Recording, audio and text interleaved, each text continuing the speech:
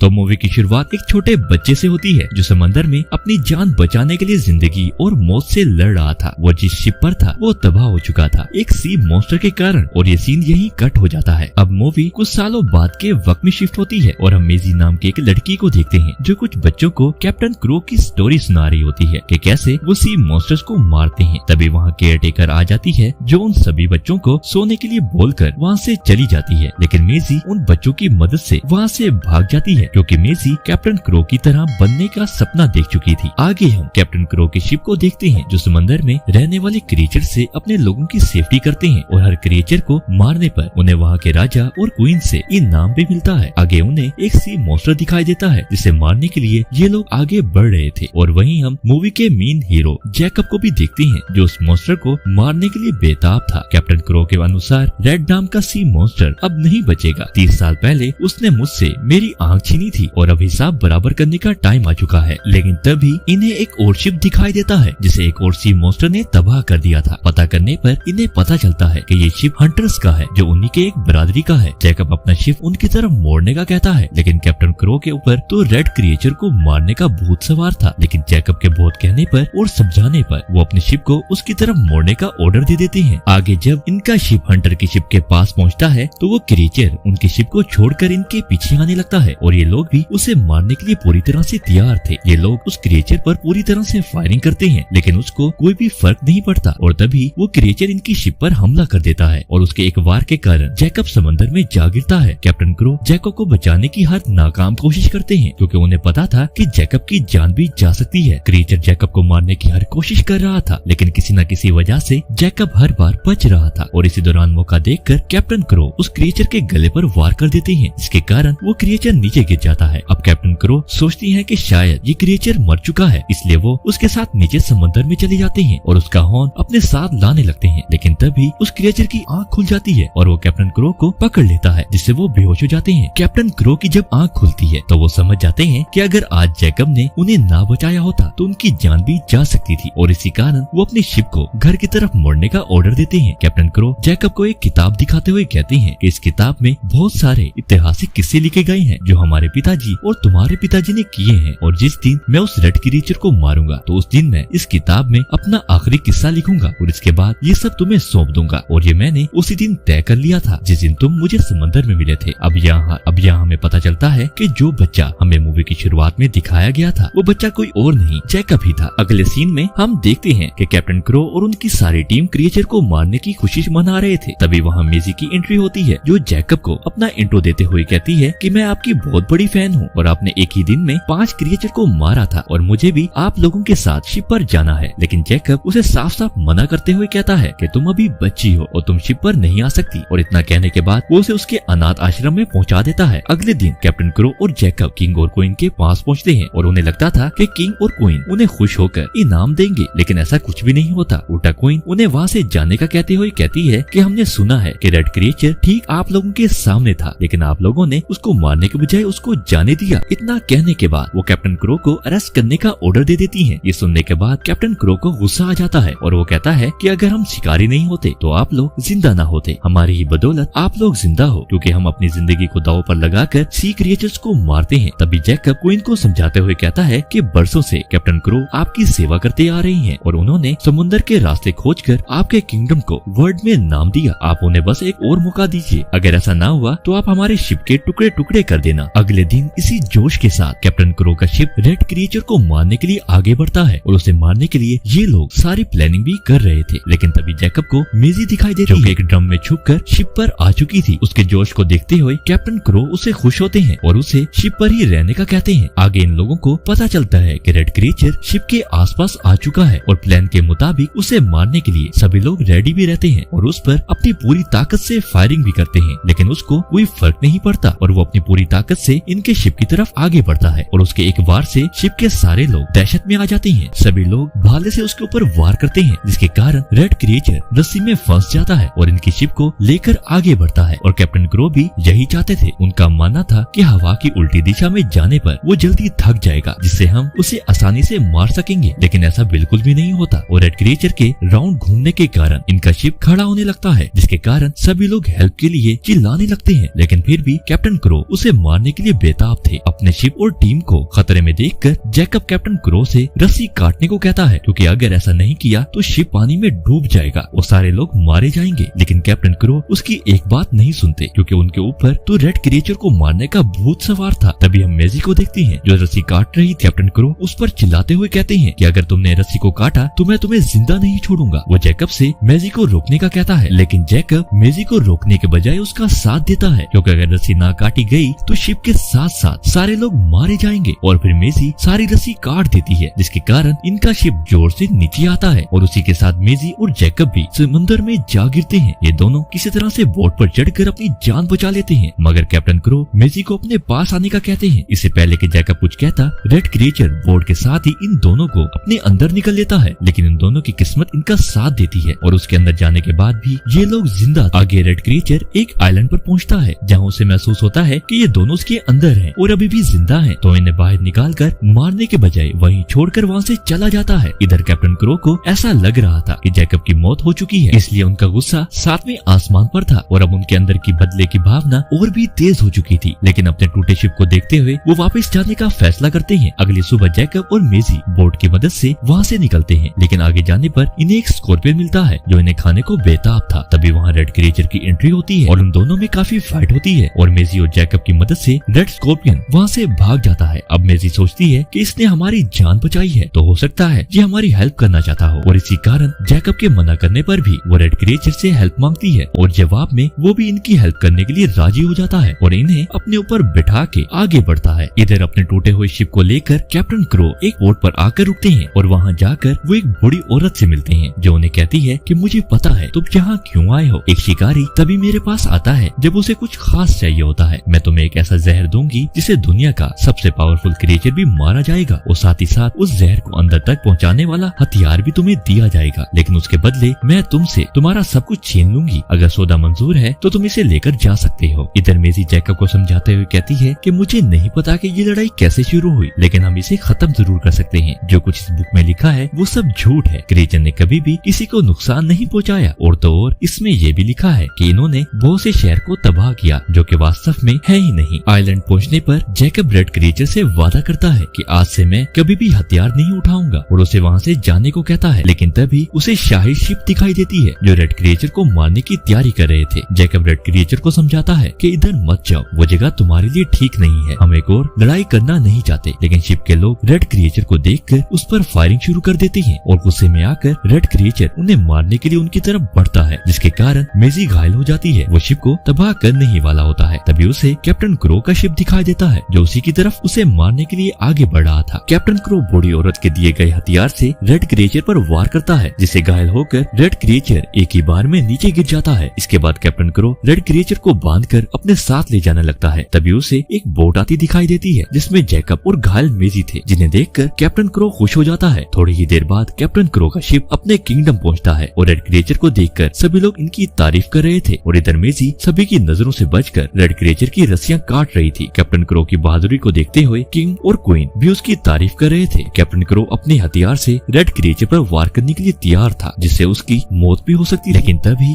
Jacob उन्हें रोकते हुए कहता है कि आप ऐसा नहीं कर सकते क्योंकि वो मेरा दोस्त है और अपने हथियार मुझे दे दीजिए। इस पर कैप्टन क्रो गुस्से में आकर उसे कहता है कि मैंने तुम्हें एक नई जिंदगी दी और बदले में तुमने मेरे साथ धोखेबाजी की और इसकी सजा सिर्फ मौत है। और फिर इसके बाद उन दोनों की फाइट शुरू हो जाती है और कैप्टन क्रो जैकब को नीचे नदी में फेंक देते हैं। इधर मेजी भी सारी रस्सियां काट चुकी थी, जिसके कारण रेड क्रिएचर खड़ा हो चुका था, जिससे वहाँ के लोग डरकर भागने लगते हैं। क्वीन अपनी सेना को ऑर्डर देती है कि रेड क्रिएचर पर हमला किया जाए, नहीं तो वो सब कुछ तबाह कर देगा। रेड क्रिएचर कैप्टन क्रो को मारने ही वाला होता है। तभी मेजी और जैकब उसे रोकते हुए कहते हैं कि इनको मार देने से जंग कभी खत्म नहीं होगी। और फिर जैकब अपने हथियार तोड़ते हुए कहता है कि हम वादा करते हैं कि आज के बाद हम शिकार नहीं करेंगे। और ये देखकर किंग और क्वीन भी चौंक जाते हैं कि ये सब कैसे मुमकिन है। मेजी सभी लोगों को बुक दिखाते हुए कहती है कि ये बुक और ये इतिहास सब कुछ झूठ है, क्योंकि कभी ये क्रिएचर साहिल तक आए नहीं और न ही इन्होंने किसी को मारा है। ये एक झूठी कहानी है जो यहाँ के किंग और क्वीन ने बनाई। मेरे माँ बाप भी शिकारी थे और वो भी मारे गए। ये सब यहीं खत्म करना होगा क्योंकि इसका अंजाम ठीक नहीं है। मेजी की बातों को सुनकर वहाँ खड़े सारे लोग मेजी की बातों को सपोर्ट करते हैं और कहते हैं कि लड़की की बात मानो और उस क्रिएचर को वहाँ से जाने दो। थोड़ी देर बाद सब कुछ नॉर्मल हो जाता है और मेजी और जैकब के साथ रेड क्रिएचर वहाँ से चला जाता है। जैकब के जाने के बाद कैप्टन क्रो को भी पछतावा होता है और वो भी अपने हथियार फेंक देते हैं। अगले सीन में हम जैकब और मेजी को देखते हैं। मेजी बहुत खुश थी और इसी के साथ ये मूवी यहाँ खत्म हो जाती है। उम्मीद है आपको ये मूवी काफी पसंद आई हो। अगर मूवी पसंद आई हो तो चैनल को सब्सक्राइब और वीडियो को लाइक करना मत भूलें और